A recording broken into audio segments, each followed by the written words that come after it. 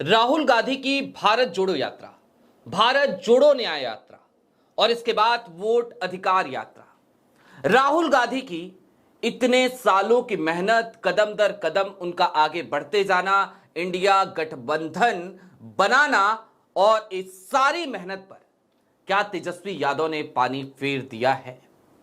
और क्या तल्ख हकीकत एक यह भी है कि लालू यादव हों या फिर कि नीतीश कुमार, आज की तारीख में दोनों का स्वार्थ एक साथ जाकर मिल गया है, उनके स्वार्थ का एकीकरण हो गया है।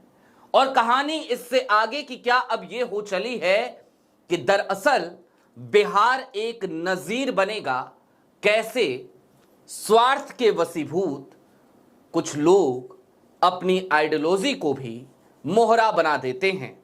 नमस्कार, मैं स्वप्निल और आप मुद्दा देख रहे हैं। दोस्तों, आगे बढ़े उससे पहले एक छोटी सी अपील है। मुद्दा इन दिनों एक गंभीर आर्थिक संकट से जूझ रहा है। एक तरफ हमारे मेन बैंक अकाउंट्स फ्रीज चल रहे हैं, तो दूसरी तरफ हमारे 2.5 साल पुराने चैनल को हमसे छीना जा चुका है। लिहाजा डे टू डे ऑपरेशंस में हमें काफी मुश्किलों का सामना करना पड़ रहा है। ऐसे में आपसे गुजारिश है कि यदि आप चाहें, यदि आप सक्षम हो, तो छोटी छोटी मदद मुद्दा की जरूर कीजिएगा। इसके लिए आप स्क्रीन पर दिख रहे क्यूआर कोड या फिर के नीचे दिख रहे यूपीआई नंबर का इस्तेमाल कर सकते हैं। अब आगे बढ़ते हैं। कल की तारीख में एक बड़ा बयान आया और यह बयान किसी और का नहीं बल्कि कांग्रेस के एक पूर्व प्रदेश अध्यक्ष का आया। उन साहब का नहीं जिनका जिक्र हमने कल आपसे लगातार किया।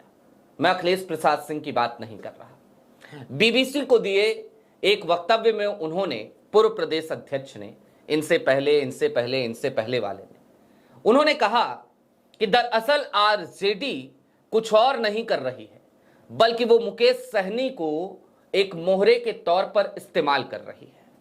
फिर कल ही की तारीख में देर शाम होते होते राजेश राम के बयान ने खासी सुर्खियां बटोरी और राजेश राम ने वो कलई खोल दी कि आखिरकार पूरी कहानी किस तरफ जा रही है, कौन है जो महागठबंधन के किले को ढहाने में लगा है।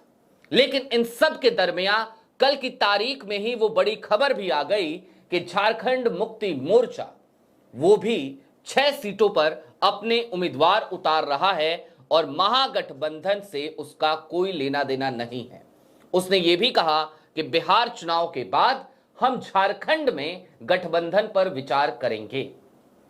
अब ये 3 बड़ी खबरें थी, इन तीनों का विश्लेषण बेहद जरूरी है, लेकिन शुरुआत कहां से करें? तो जरा शुरुआत झारखंड मुक्ति मोर्चा के बयान से करते हैं। सबसे लेटेस्ट खबर वही रही। दरअसल झारखंड मुक्ति मोर्चा को यह कदम क्यों उठाना पड़ा, इसके पीछे की वजह बड़ी साफ है। झारखंड में इंडिया गठबंधन के बैनर तले चुनाव लड़ा गया और आरजेडी को भी मौका मिला। आरजेडी को जब मौका दिया गया तो आरजेडी ने इस बात का वायदा किया था कि बिहार में हम झारखंड मुक्ति मोर्चा को भी सीटें देंगे।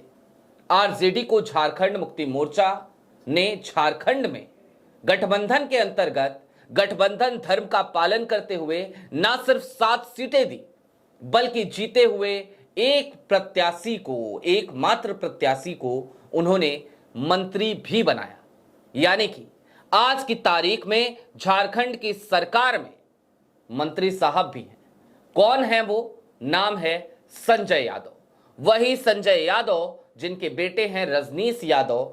और दरअसल कहानी तो ये हो चली है कि बिहार में रजनीश यादव को टिकट दिया है आरजेडी ने और वो टिकट भी कांग्रेस को खटक रही है।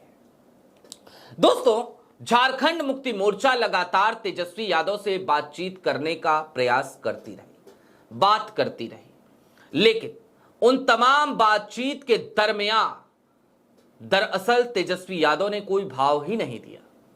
तेजस्वी यादव इस बात पर अड़े रहे कि उन्हें सबसे ज्यादा सीटों पर लड़ना है। तेजस्वी यादव यहां तक चाहते थे कि कांग्रेस केवल 55 सीटों पर सिमट जाए, 55 सीटों पर चुनाव लड़े और इसके साथ ही साथ कांग्रेस एक काम और करे, वो अपने कोटे से सीपीआई एमएल को, वाम दलों को और अपने कोटे से ही मुकेश सहनी को टिकट दे, सीटें दे।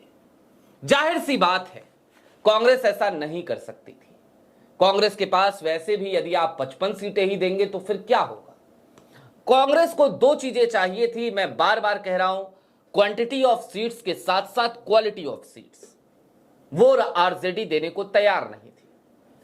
और आज की तारीख में जिन 10 सीटों पर friendly fight, so called friendly fight कहा जा रहा है, जहां पर महागठबंधन के दो प्रत्याशी एक दूसरे के आमने सामने आपको खड़े नजर आ रहे हैं, उसके पीछे की सारी जड़ कहीं ना कहीं तेजस्वी यादव की इसी जिद, इसी महत्वाकांक्षा की देन है। झारखंड मुक्ति मोर्चा को भी मजबूरी में जो कदम उठाना पड़ा वो कहीं ना कहीं तेजस्वी यादव की अनदेखी की वजह से ही था।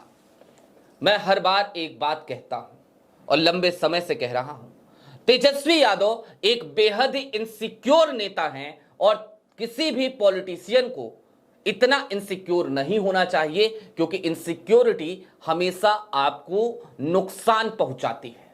लेकिन तेजस्वी यादव की ये इनसिक्योरिटी आज की तारीख में आपको सामने सामने नजर आ रही है। हमने तो तब भी सवाल उठाया जब पप्पू यादव को लोकसभा नहीं लड़ने देना चाहते थे तेजस्वी यादव, कांग्रेस को वो सीट नहीं देना चाहते थे तेजस्वी यादव पूर्णिया की। पप्पू यादव निर्दलीय लड़े, जीत के आए।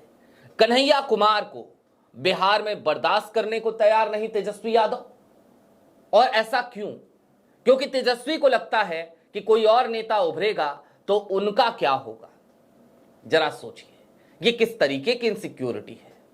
खैर, इन सब के दरमियान असली कहानी पर आ जाइए।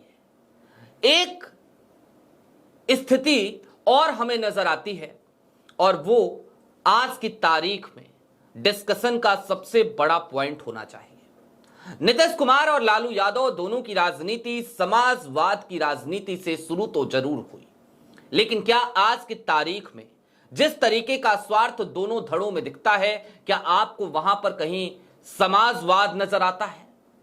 समाजवाद का स नजर आता है, सोशलिज्म का एस नजर आता है। चुनाव तक कहीं ऐसा तो नहीं कि नीतीश कुमार एक तरफ मोदी को मोहरे के तौर पर इस्तेमाल कर रहे हैं और लालू यादव राहुल गांधी को। यह आज की तारीख का सबसे बड़ा सवाल है और ऐसा लगता है यही तल्ख हकीकत भी है। दरअसल अब कहानी उस दिशा में बढ़ चली है जहां जो कुछ भी होगा चुनावों के बाद ही पता चल सकता है।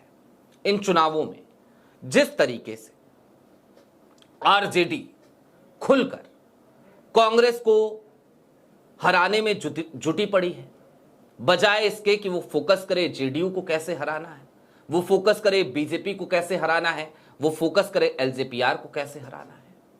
दूसरी तरफ नीतीश कुमार है। नीतीश कुमार भी आज की तारीख में चिराग पासवान को हराने की कोशिश में लगे पड़े हैं और इन सब के दरमियान स्थिति कहीं ना कहीं साफ हो जाती है कि आज की तारीख में भले ही आपको वहां दो गठबंधन दिखाई दे रहे हों, एक तरफ महागठबंधन यानी कि इंडिया अलायंस हो, दूसरी तरफ एनडीए हो, लेकिन ये दोनों गठबंधन चुनाव के बाद एक तीसरे गठबंधन का इनसे सामना हो सकता है। और ये तीसरा गठबंधन किसका होगा, जवाब शायद आपके जहन में आ चुका होगा। बहुत हद तक संभव है एक बार फिर आपको चाचा और भतीजे की जोड़ी नजर आए। दोस्तों, कुल मिलाकर अब जरा इन स्थितियों को समझ लीजिए जल्दी जल्दी से कि आज की तारीख में बिहार हमें क्या क्या बता रहा है। पहली चीज तो यह बता रहा है कि राहुल गांधी की तमाम मेहनत पर कुछ लोगों ने अपनी महत्वाकांक्षा, अपने स्वार्थ के वशीभूत होकर पानी फेर दिया है। दूसरी तरफ समझने की जरूरत यह है कि इंडिया गठबंधन जिसने 2024 के चुनाव में नरेंद्र मोदी के लिए खासी मुश्किलें खड़ी कर दी थी, भारतीय जनता पार्टी पूर्ण बहुमत की सरकार बनाने की स्थिति में नहीं आ पाई। आज की तारीख में उस इंडिया गठबंधन को तोड़ने की कवायद में तेजस्वी यादव लग चले हैं। कभी जब नीतीश निकले थे तो लगा था नीतीश से विलन है, लेकिन आज की तारीख में अगर कोई सबसे बड़ा विलन है तो वो हमें तेजस्वी नजर आते हैं। झारखंड मुक्ति मोर्चा को नाराज तेजस्वी ने किया, कांग्रेस को नाराज तेजस्वी ही कर रहे हैं। और इन तमाम विपक्षी दलों को भी एक बात समझनी चाहिए, इसकी भी आज जरूरत है। कांग्रेस की आलोचना हम भी करते हैं, उसके ढुलमुल रवैये की। हम आलोचना करते हैं कांग्रेस में बैठे हुए गद्दारों की, स्लीपर सेल्स की। लेकिन क्या इस बात को सिरे से खारिज किया जा सकता है कि बिना कांग्रेस के एक मजबूत विपक्ष बन ही नहीं सकता? सच्चाई तो यही है कि माइनस कांग्रेस इंडिया अलायंस का कोई वजूद नहीं बचेगा। लिहाजा कांग्रेस की जरूरत इन तमाम विपक्षी दलों को ज्यादा है। कांग्रेस की तो अभी भी 3 राज्यों में सरकार है। आरजेडी को आज की तारीख में यह सोचना चाहिए था कि कांग्रेस की 3 राज्यों में सरकार है, जनता झारखंड मुक्ति मोर्चा की एक राज्य में सरकार है। जरूरत उन्हें है, उनका स्टेक दांव पे लगा है। वो सत्ता से लंबे समय से बाहर हैं, बीच में बैसाखी बने और उसके बाद से पैर ठीक हो गया नीतीश जी का, तो उन्होंने बैसाखी छोड़ दी। तो जरूरत उन्हें थी, आज उन्हें चाहिए था कि वो बाहें फैलाकर हर किसी का बिहार में स्वागत करते, इंडिया अलायंस के लोगों का।